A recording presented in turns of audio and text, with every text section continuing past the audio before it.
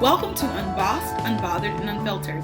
I'm your host, Lauren Green. Join me as we navigate political communications ups and downs and ins and outs of our day. My guests and I promise to give you the history, the real, and the ideal. Let's dive in. Hello, and welcome to Unbossed, Unbothered, Unfiltered. I'm your host, Lauren Green. During the summer of 2020, people across the country and the world were captured by footage of George Floyd pleading for his life at the hands of police officers in Minneapolis, Minnesota. Here we sit in the aftermath of countless rallies, protests, and even attempts at legislation, asking what's next. For so many, George Floyd is a symbol about much needed change in this country, but he is also a man who left behind a family picking up the pieces and trying to move forward. The George Floyd Foundation put together A Gentle Giant, a short film about George Floyd, the man, and it is now available on Hulu. I got a chance to sit down with one of the actors from the movie, Tsalta Baptiste, to talk about what it means to be Black in Hollywood in this time and how it feels to tell a story this important. Tsalta Baptiste was born in Berkeley, California. Growing up, his neighbors often referred to his home as the movie house for being the place to find VHS tapes of popular movies if Blockbuster was ever out of stock. He began his career in acting on the Texas Southern University speech and debate team. He later ventured overseas and became recognized by international audiences due to his portrayal of Tupac Shakur in Until the End of Time. I'm pleased to welcome to Unbossed, Unbothered, and Unfiltered, Tsalta Baptiste. Hi, Tsalta. Hey, how you doing, Lauren? I'm good. How are you? Spectacular. Thank you so much for having me. Oh, no, thank you for joining us. So our first segment is called School and Life, where we sort of break down a bit of bio and your background. So how about you tell the people a bit about yourself? Okay, yeah, sure. So my name is Tsalta Baptiste. I was born in Berkeley, California, raised in the Inland Empire, which is a little bit off of Los Angeles, going east. Um, and yeah. So born and raised California. Um, didn't graduate from high school actually. That's an interesting fact about myself. I ended up going to an adult school and got my high school diploma there, and then went to a community college and did well that route. Transferred to Texas Southern because of the debate team that was there, and the debate team was really popping because it's one of the biggest, I guess, jewels in the tiara of Texas Southern University. The Great Debaters movie had just came out, and they had coached the actors, including Denzel Washington, for that movie. Long story short, I got some strings pulled for me to join that team, and I really wanted to join it to be a better rapper, to be a better orator. But I ended up falling in love with drama pieces, with expressing, because debate is not just arguing; it's also doing different programs of oral interpretation, different dramatic interpretations, and basically acting. Just one man play for 10 minutes, or a woman. And so I fell in love with that. Did that for my entire college career. Traveled the world, and yeah, later on in life, got a master's degree in international development through Concordia University Irvine. I studied in China for 3 years while doing that, and taught as well, and made a film out there, and it did pretty well. And then that landed me back home in Southern California. Oh, wow. You've taken like definitely quite a journey through Yeah. all of this to arrive in this space, which is as an actor. And so how does it feel as a Black man to share your story, to share our stories with the world? Well, I'm really happy that a lot of my projects are Black stories. And, it's not like I'm out here saving no vampire aliens or nothing like that. Like, I'm actually doing things that are, relevant and forward moving for the community and for the culture. So I'm really happy about that. This one, this is a short film project. It's projected to be a series. We're just going to say that. I'm not the one to talk about that and make those announcements, but this one is something that is in connection. The Gentle Giant is something that's connection with the George Floyd Foundation. It was started by Bridget Floyd and Jakari Harris, and And then, of course, there were agencies like RGA, Smuggler, who all pitched in and said, we're going to make something dope. And of course, Ad Council. They premiered at a Cannes Festival, and now Hulu is saying we're going to show that film. And that's pretty much the project as it stands now. This particular project, when I get congratulations for it, it feels a little weird. It's because, yes, it's cool to be a part of this kind of a story, but for the circumstances of the story that's being told, it's hard to just be like, oh yeah, I'm on TV, yeah, it's me. It's like, this is something that I have to be very humble and check myself about, just because of the spirits that's involved with this project, and the legacy, and just how I come off, when talking about it, so I'm grateful. I will just say I feel like God has been using me, and I'm thankful to be a part of this. Absolutely. And it is important to sort of, I guess, have the reference point for the types of stories that you are telling, right? And I mean, needless to say, the video that went viral of, unfortunately, George Floyd's last moments kicked off what felt like a summer of civil unrest for 2020. We had protests in every major American city. And so if you don't mind, like taking a moment, like where were you when that was going on? Yeah, so I was here. I was back in the States. 2020, we gotta recap what was going on during that time. I was back in the States. It was a total of 2 years. So a lot of that international exposure and experience started kind of weighing off, and the heaviness of America was really settling in again. It was election year, so a lot of people were the boiling point was getting heated up a little bit because of what side are you on, these injustices, things in that nature. Kobe Bryant passed first, and then the majority of the country was confirmed to be on lockdown the following month, and then that month Ahmaud Arbery was murdered on camera. And I think that murder really kind of it ushers in the unrest and the point that people reached where we were like, yeah, we're gonna take this to our own hands now, because we seen this man get murdered, saying like he was hunted, like he was wild game or something. They were outside the truck and shot him down, and then they didn't reach a verdict yet, and so it's like the case just kept going on for months. And while we're waiting for something to happen for that, then we see this video of this man with a knee on the back of his head for 8 minutes and 46 seconds, and all during a pandemic, while we're supposed to be locked down, while the world's supposed to be coming together to unify, to lift each other up, we're watching 2 murders of Black men, and it was like, how can racism rear its ugly head and just photobomb this historic moment in the world with just racism like that, And I think that because of that, just watching that man, Ahmaud Arbery was one thing. We seen him fight, we seen him give him those bop bop, and we seen him run. Yeah. But with George Floyd, he was restrained, he was compliant, and he was begging for his life while everybody was just standing around doing nothing. Mm-hmm. And I think that really triggered. If Ahmaud Arbery didn't do it for the world, or for Americans at least, watching that happen to George, I think that did it. And I think that's why, it's just so much of a powder keg. All these different things happening at that time that we were like, yo, enough is enough, yo. And we're gonna take justice to our own hands. Yeah, I mean, that was definitely what happened. And I also think like part of the undergird there that you also mentioned was we were all at home, because we know police brutality is not new, right? But because of the pandemic, we were all at home effectively watching the news and watching this happen.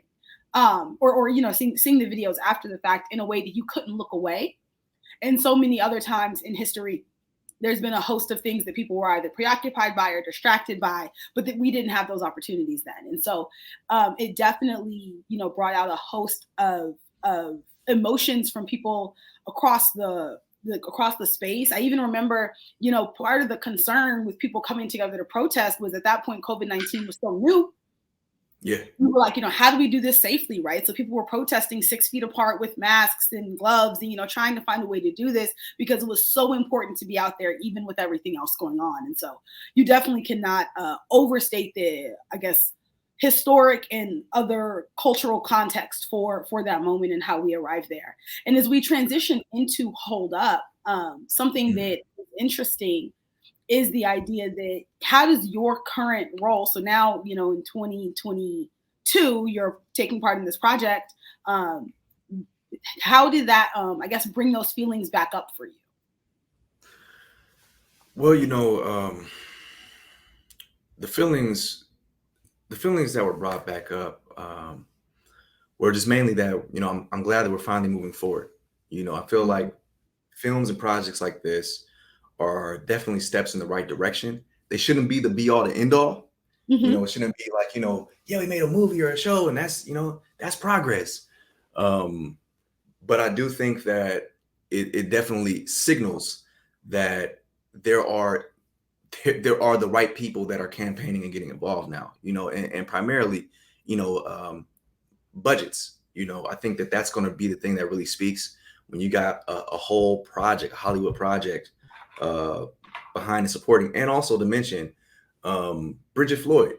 She's the one that really crafted the Gentle Giant, and I really appreciate that it was the family telling his story in that, and not some executive producers somewhere that's you know unrelated. But has the rights. Mhm. This was the family, and I'm glad that they were the first to do it, Mhm. and and prayerfully will continue to make sure that they're the ones that control the narrative of his life, because I didn't know much about George in the way that uh, the film shares. I didn't even know it was about him until I finished reading the script, and right at the end, just like in the film, I was like, "Oh, this is about George Floyd. Hold up, Mm. whoa, goosebumps!" You Yeah. know, um, and so yeah, yeah. Bridget Floyd, she selected me personally. She said him out of all the people that auditioned, and so just things like that, I appreciate.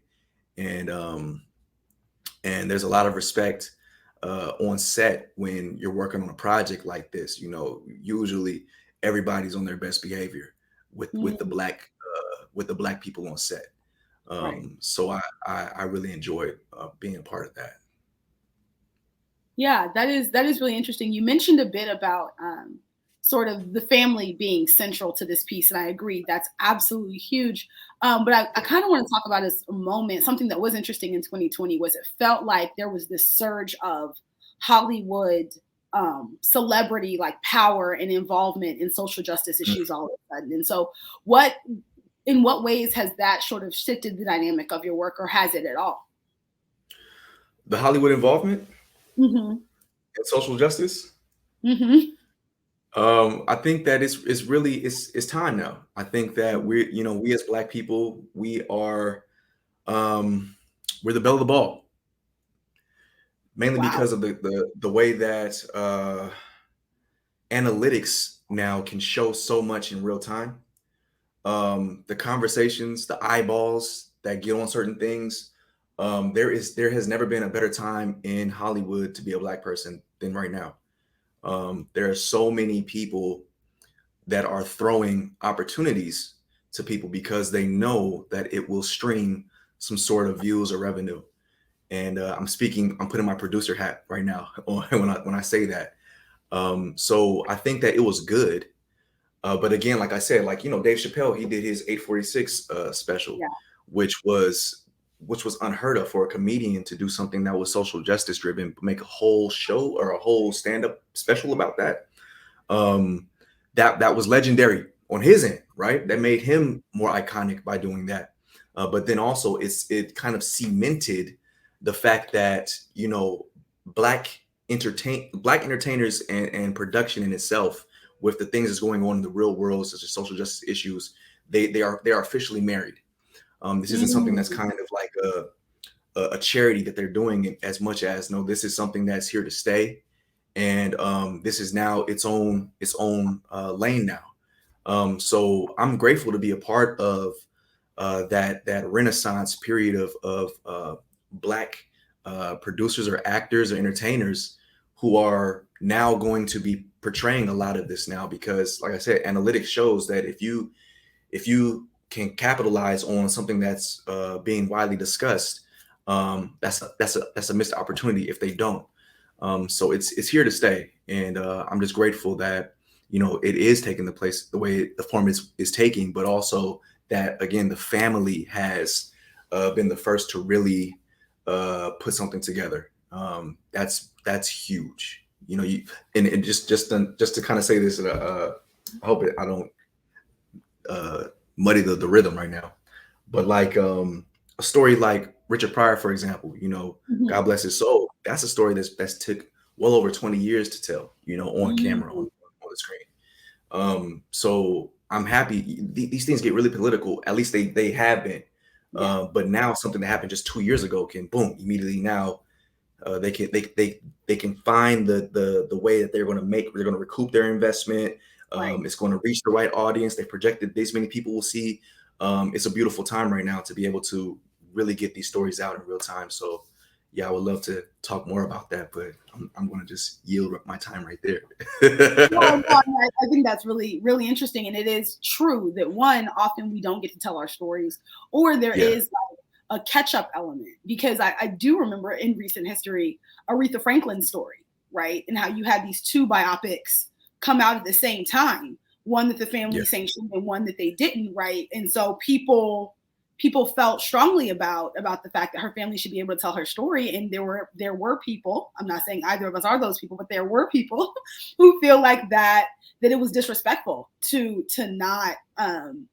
not engage the family on a work about such an icon, such an important an important person. And so I fully understand what you're saying there, as far as being able to tell our own stories is huge, and the family being central there. Exactly. Yeah, and so I mean, now we shift a little bit as we head into I Ain't Sorry, and this is kind of personal for you, but as we discussed earlier, you've taken a journey to get here, and so Mhm. what is a personal philosophy that you've developed that helps you do the work that you do, professional or personal, actually? Yeah, so I heard a quote the other day that said that success is easy. Mm, Everything operates on the same three pillars, and that is analysis, mm, capital, and execution. So mm, no matter if you're creating a clothing company, if you want to be an actor, make a film, start a automotive production company, right? mhm, It's always going to take those same three. You analyze it, you do your research, you get the data, you put the roadmap together. Then you get the capital to fund it. As an actor, you got to get your headshots. You got to get your outfits to look fresh in the headshots. You got to get your gas to drive to the audition. In all type of ways, it's going to cost some sort of capital, but you know what it's going to take to make that investment. Acting mm, classes, you make that investment because you know what to invest in now. And then finally, once you have you know what to do, you got the capital to do it, then you just execute, and you execute mm. like your life depends on it every single time, you know. So that's my philosophy. It's always those things. It's not rocket math. I like to say rocket Mm. math because science, the word science even makes it harder than math sometimes, but it's not rocket math. You just do the analysis, get the capital to fund it, and then execute. So I live by that. But also just working in this industry, I've realized the power of putting together a team for yourself, most importantly, first. You want to make sure that you get your management, you get your agency, you get your publicist. You want to make sure that you have somebody that can hook you up with a dope wardrobe. You got a stylist. You want to make sure you got your barber on deck. You want to make sure that you have the person that can help read with you. You gotta assemble that team independently, and then you join forces with another team, and you create a Mm. super team.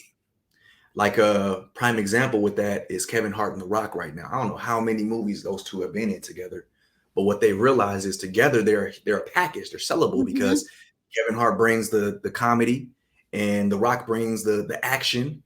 Yeah. And together, the two of them, they can pretty much make any type of genre movie together. And Hmm. so it's easier to sell a script to a studio with both of them headlining than just one of them alone. They got a package. They put their teams together, form a super team. So that's something that can be done on a grassroots level. You just get your shit together. You get your team together first. You get your team together first, and then Right. you join the team. Yeah. No, that's 1,000% true. And there's what I'm hearing there is also like, while self making yourself the best you can is important, you can never underestimate or undersell the importance of community, right? That's right. Like people around you rooting for you, wanting you to win, and then bond, like being in a position to elevate yourself when you come across someone who's like-minded. And so I definitely think that. I think Kevin Hart and The Rock are a great example because we probably get 2 movies a year out of them. Yeah. And so, and, Franchises too. yeah. You said who? Yeah. I said franchises too. Oh yeah. Oh yeah. Yeah. They have figured out the keys to the kingdom right there. And my I guess semi last question is, what if anything is giving you hope right now? I'm very happy that you asked me that question. If you would have asked me that question maybe 5 years ago or a few years ago, I would have probably said humanity, is giving me hope. But like I said, I've been back in the States for far too long. And I just feel that heaviness every time and things that I've experienced in the world outside of this country. Sometimes it becomes a little null and void to me because I have to deal with my immediate reality. So I'm gonna say that the thing that's giving me hope right now, and I'm not gonna say what's not. I had a long list of things that I could say isn't giving me hope, but I'm just not gonna do that today. I'm just gonna stick to what is, and I would say that what is giving me hope are the people that rely on me and depend on me. Mhm. Um, I'm not looking too far for any type of inspiration right now. I'm looking at what's right in front of me, and I'm dealing with that first. And there's nothing like having um, that person or those persons who just ridiculously believe in you, Mhm. and um, I'm learning to appreciate those people in my life and to make it a symbiotic, synergistic relationship. Because from there, hopefully, it will trickle down, or things that we do together can have all the boats rise with the tide, so to speak, in their circles, in their extended communities. So that's the way to affect and get hope from outside when it comes back. But I gotta focus on what's right here in front of me right now, and that's what's giving me hope. Absolutely. And I do just want to take a quick second. You've said twice now something about the heaviness in Mm, America, and I was wondering if you feel comfortable expounding on that, because I do think that that's really rich. yeah, I mean, what you want to know?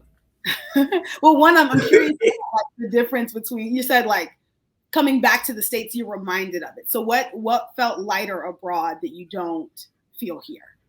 Well, yes, it's a thing. I think anybody that travels and have been gone for, I'm gonna say, at least a month or two, you feel it as soon as you land at the airport. It's just like, Mhm. ooh, oh, yeah, that's right. Mm. That is the feeling here. It's hard to explain. You just got to feel it. But you know, I've had the pleasure and the privilege, like I said, with the debate team. We traveled all over the world. We were performed. The first country I actually officially visited um, was Tanzania, East Africa. Oh. And so, if you can imagine this young man from Rialto, California, which is very unheard of, but I'm doing my best to put it on the map. Um, whose whole rite of passage really was to get involved in some thug activities. Mm. Southern California, that's a young black man's hurdle. Are you going to get into some gang affiliation? Are you going to smoke? You're going to hook up real early with somebody and have kids at a really young age? It's like these type of things. How I was plucked out of that by God's design, and the first place I visit outside of this country is Africa. Um, you know that that was special, and to be able to walk somewhere and another man will just hold my hand, and someone would have to explain to me that that's a sign of friendship. Hmm. And I had been so uh, uh, conditioned uh, to not let any man hold your hand like that, bro. Get off me is the Right. initial knee jerk reaction I'm supposed to have. But okay, it's cool. And for me to walk with this man for 15 minutes, holding hands and just talking, I felt like so much trauma just leave my body, you Mm. know, and just in that walk. And I'll tell people about that all the time, it's just again something people got to experience. And then living in China, I live in China, which is very controversial if we're talking about Africa and then switch to China. But I learned a lot about taking your your essence, your existence to the front door of people who have no clue or idea of who you are really. They see Mm. things in the media, they hear these things about you. They're a homogeneous society, and whether they've been taught some really racist things or whether they've been taught to be good people, and both in between and somewhere in between, the fact of the matter that they're still humans too. So they still have a curiosity, still got a good heart. They still got, things that other humans are going through, and they can experience their first, not only just black person, but the first person that's not Chinese, in their Mm. life. And I'm the person, what I'm saying? I'm the person that gives them their English name, and I made sure I gave them black names. I got a Khadijah out there. I got a Ajane out there.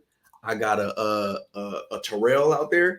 You know what I'm saying? And those are their English names. And it was an honor for me Right. to give them their name. We're talking Right. about college students, um, and they still keep in contact with me today, So to be able to Mm. do that, to be able to teach these people black, blackity black things, teach them about the media, teach them about how racism is for the history in the media for Asians in America, to show them the fact that Asians in America have a platform, like showing them Fresh on the Boat, shows like that, or the difference between the different types of English, and finding out how great of a show the Fresh Prince of Bel Air is to teach English as a foreign language, because you have Jeffrey who teaches the old English, then you have Wow. Carlton Field that teaches the proper, I guess, more formal dialect of English. Then you got Will that speaks in all the colloquials and all Wow. that stuff. And it's like, wow, like this show is the perfect. And then doing that, and then them saying this is their first time seeing a black show. You know what I'm saying? Mm. Everything they just thought came from America was Friends or The Big Bang Theory, and oh no, no, no, we're gonna change up our whole lesson plan. We're gonna learn some Maya Angelou. Everybody's gonna recite this poem. We're gonna recite this poem by Tupac Shakur. And then learn about black inventors. You're gonna give me 25 black inventions I made by black people. Research it, teacher. That doesn't happen. That's impossible. You'll Mm. find out. It's liberating. It's like you feel the worth, the self worth, you feel purpose, and then come Right. here and you're like, okay, now get in line on this conveyor belt. Mm. So Wow. yeah. Thank you for sharing that. I think yeah, what you're describing is a freedom that I think at times, like, because of our experiences, even our notions of freedom can become restrained. So when we talk about freedom here, it's often in a really particular context. But like what you're describing is a particular freedom, as far as just like you felt, I guess, like a lightness and a notion of possibilities and opportunities and resources that here, even when we're talking about Black freedom, often it can be relegated to like politically or Black capital or like all these other different elements. And so you're describing a day-to-day celebration of who you are in a way that I think escapes even some of our even more progressive spaces here. So thank you for sharing Of course, I could talk all day about that. that. Actually, what are some common misconceptions about your field or things that you wish people knew? All right. Yeah, yeah. So I'm kind of curious. Do you have any examples of anything specifically you'd like to know? I mean, you hear stories about, like I'm thinking about Viola Davis, right? And her Mm, referring to herself as the Black Meryl Streep, but how she doesn't feel mm, like she's compensated in that same way, right?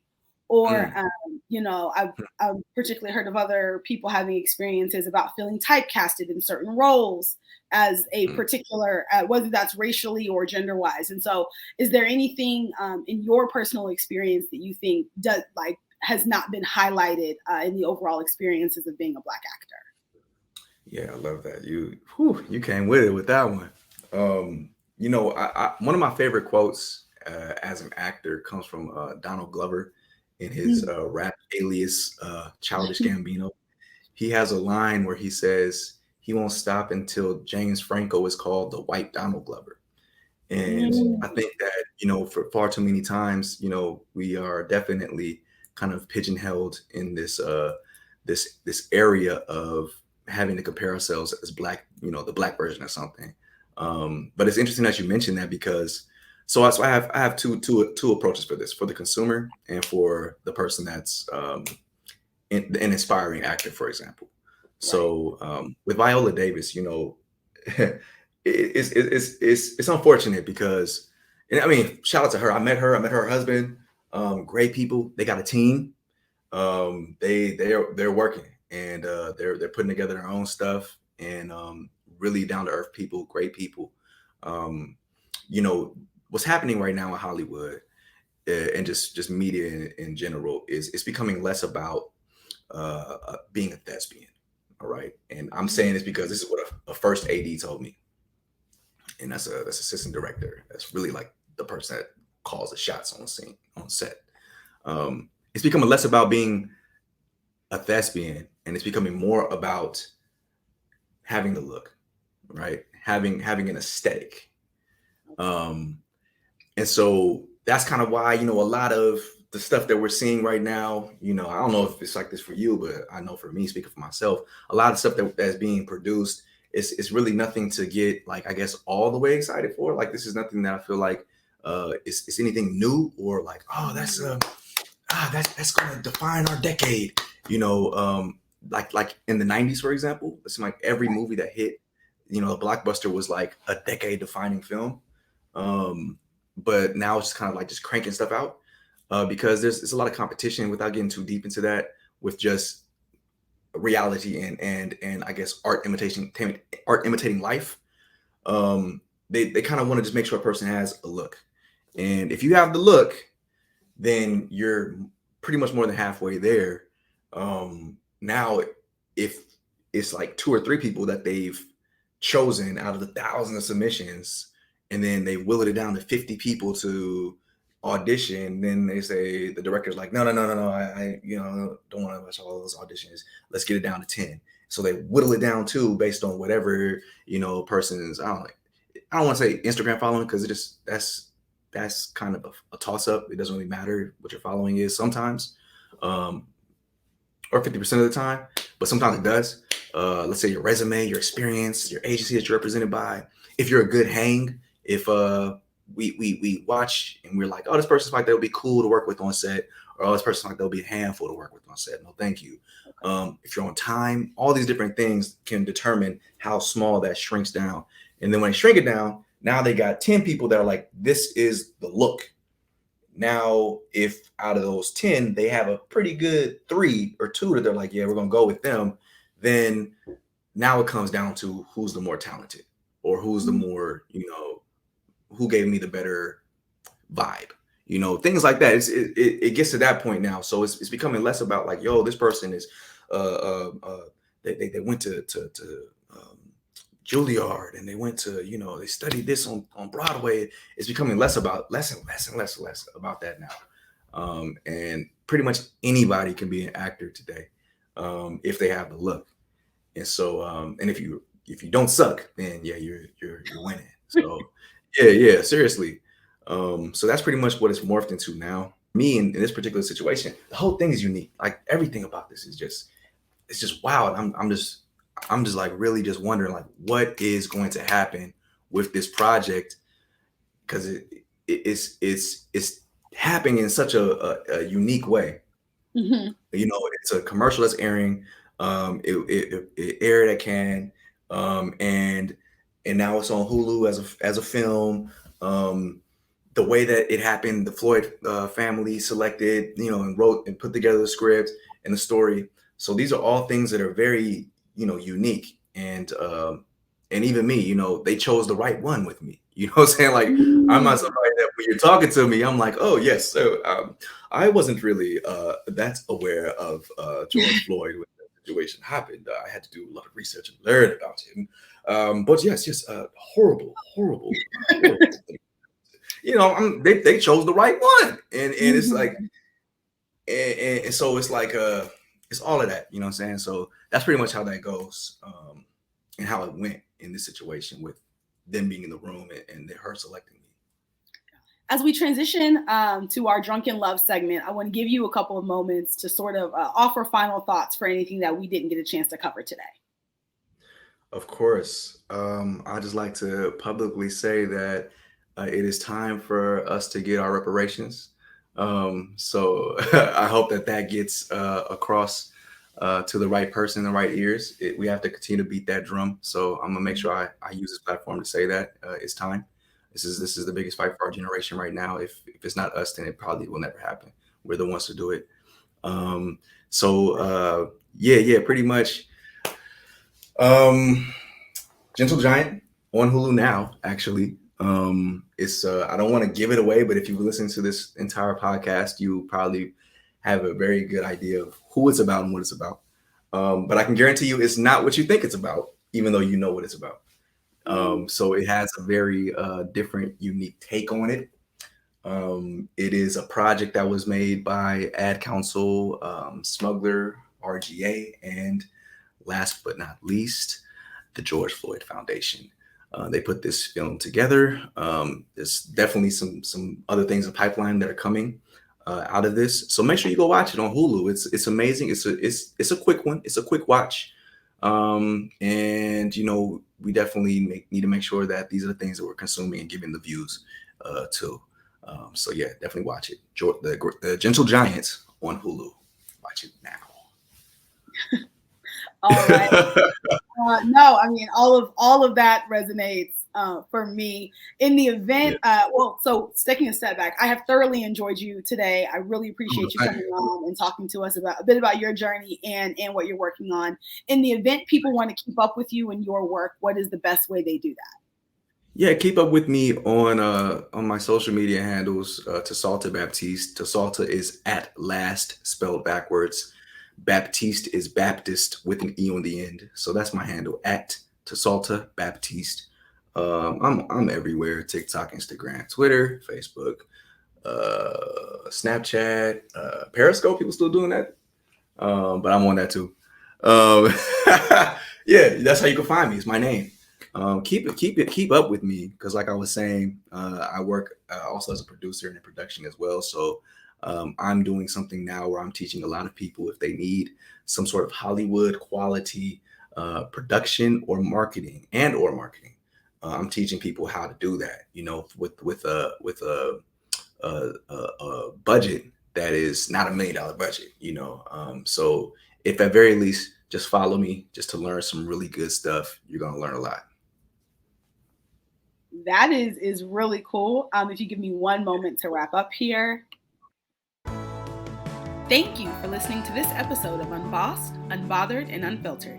If you are looking for the show, you can find us at Unbossed, Unbothered, and Unfiltered on Facebook and Instagram, and you can find all episodes at unbossedunbotheredandunfiltered.com.